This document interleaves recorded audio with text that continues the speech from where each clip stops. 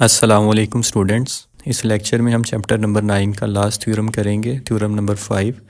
I hope कि आपने इससे जो पिछले थ्योरम्स थे चारों वो देखे भी होंगे और आपको वो समझ में भी आए होंगे। अब इस थ्योरम की हमारे पास स्टेटमेंट है that two chords of a circle which are equidistant from the centre are congruent.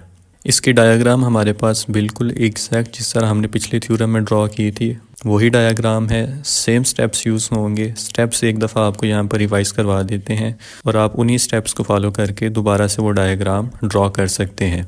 तो डायग्राम में सबसे पहले हम एक सर्कल ड्रॉ करेंगे जिसका सेंटर पॉइंट होगा हमारे पास पॉइंट O।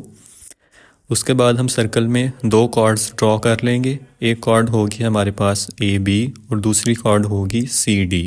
इसके बाद थर्ड स्टेप में हम पॉइंट O जो हमारे पास सेंटर है उसको हम ज्वाइन कर देंगे पॉइंट H और पॉइंट K से, जो कि हमारे कॉर्ड्स के सेंटर पॉइंट्स होंगे। और इस स्टेप के बाद हम इन दोनों पॉइंट्स H और K पर 90 डिग्रीज के एंगल ड्रॉ कर देंगे। इसके बाद हमारे पास जो लास्ट स्टेप है that join O to A and O to C। तो इस स्टेप में हम सर्कल के सेंटर O को पॉइंट A और पॉइंट C से ज्वाइन कर देंगे और हम यहाँ पर प्लेन लाइन बनाने की बजाय डॉटेड लाइन ड्रॉ करेंगे क्योंकि ये काम कंस्ट्रक्शन पार्ट का है। तो यही 5 स्टेप्स हैं जो कि हमने पिछले थ्योरम में भी डिस्कस किए थे। तो इन्हीं स्टेप्स को यूज़ करके आपने ये डायग्राम ड्रॉ करनी है।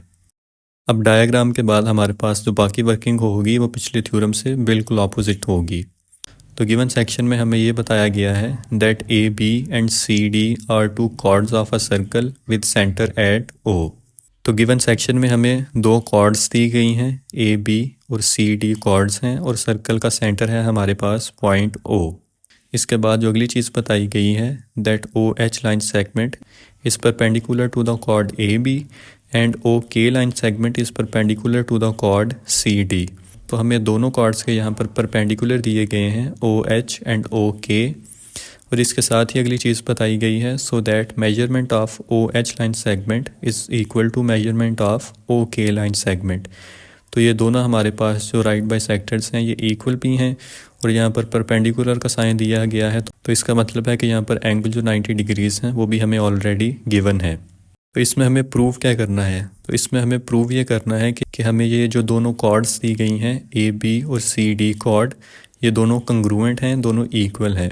ये अगर आप किताब पर स्टेटमेंट के एंड में देखें तो कामा लगा कर आगे लिखा हुआ है आर कंग्रुएंट। यही चीज़ हमें इसमें प्रूव करनी है कि ये जो दोनों कॉर्ड्स हैं वो कंग्रुएंट हैं।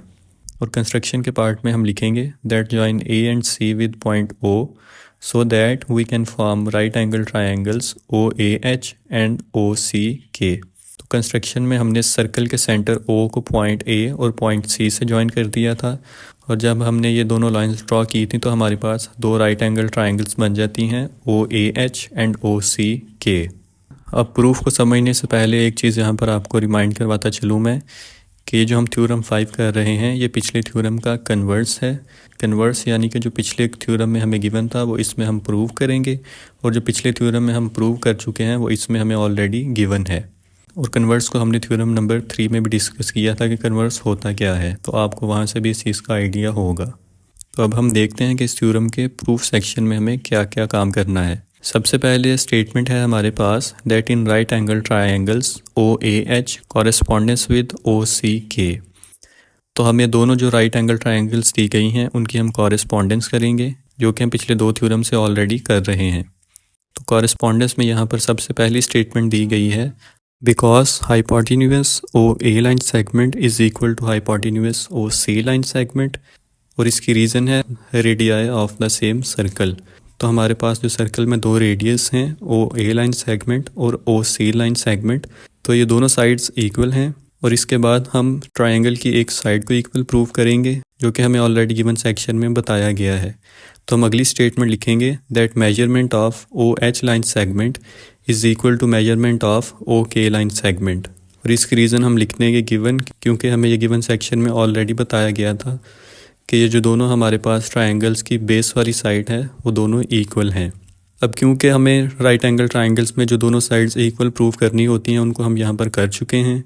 तो आगे हम स्टेटमेंट लिखेंगे that because hypotenuse and one side of right angle triangles are equal therefore triangle OAH is congruent to triangle OCK।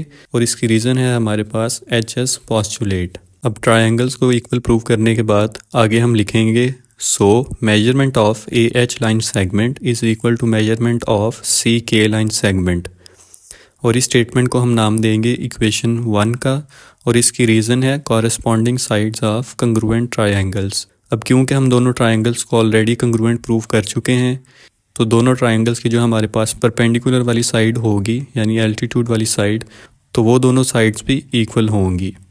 अब इसके बाद हमारे पास जो अगली दोनों स्टेटमेंट्स हैं वो आपस में लिंक्ड हैं।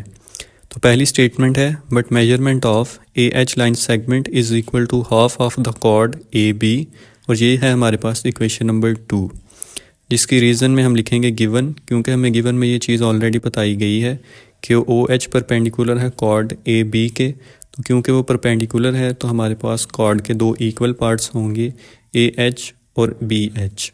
इसी तरह से हम अगली स्टेटमेंट लिखेंगे similarly measurement of C K line segment is equal to half of the chord C D, और ये है हमारे पास इक्वेशन नंबर 3, और इसकी भी रीज़न सेम है गिवन। तो हमें गिवन में दूसरी कॉर्ड का भी बाइसेक्टर दिया गया था O K which is perpendicular to the chord C D, यानी कि सी डी कॉर्ड का जो हमारे पास हाफ है वो है सी के। इसके बाद हम आगे लिखेंगे since measurement of A H line segment is equal to measurement of C K line segment which is already proved in 1। ये हम पहली इक्वेशन में ऑलरेडी लिख चुके हैं कि A H line segment equal है सी के लाइन सेगमेंट के। इसके बाद हम इन तीनों इक्वेशंस को यूज़ कुछ इस तरह से करेंगे कि फर्स्ट इक्वेशन में हमने लिखा था कि A H line segment C K line segment के इक्वल है, और सेकंड और थर्ड इक्वेशन में हमने इन दोनों लाइन सेगमेंट्स के हाफ लिखे हुए हैं जो कि ए बी लाइन सेगमेंट है और सी डी लाइन सेगमेंट है। तो जब ये दोनों लाइन सेगमेंट्स इक्वल हैं तो इन दोनों लाइन सेगमेंट्स के हाफ्स भी इक्वल होंगे। तो इसी को यूज़ करके हम आगे लिखेंगे therefore half of the chord AB line segment is equal to half of the chord CD line segment, और इसकी रीज़न है using equation second and third. अब इन दोनों साइड्स को हम सॉल्व कर सकते हैं आगे। तो हम दोनों साइड्स को 2 से मल्टीप्लाई कर देंगे, और जो हमारे पास ये रेसिप्रोकल्स हैं ये कैंसिल आउट हो जाएंगे, और फिर हमारे पास जो इक्वेशन रह जाएगी वो ये होगी that measurement of A B line segment is equal to measurement of C D line segment. तो यही स्टेटमेंट हमें इस थ्योरम में प्रूव करनी थी। आई होप कि आपको ये चीज़ें क्लियर होंगी, और अगर आप चैप्टर 9 के शुरू वाले लेक्चर से ही इन चीज़ों को फॉलो कर रहे हैं तो फिर तो आपको हर चीज़ अच्छे से आ गई होगी, क्योंकि ये सारी चीज़ें सीक्वेंस में होती हैं। अगर आप बीच में से कुछ मिस करेंगे तो फिर आपको आगे कुछ चीज़ों की समझ नहीं भी आएगी। अब यहाँ पर चैप्टर नंबर 9 ख़त्म हो जाता है। अब इसके बाद कौन सा चैप्टर अपलोड किया जाए आप उसको ज़रूर रिकमेंड करें। Thank you so much for watching, and until the next chapter will be uploaded, till then, Allah Hafiz.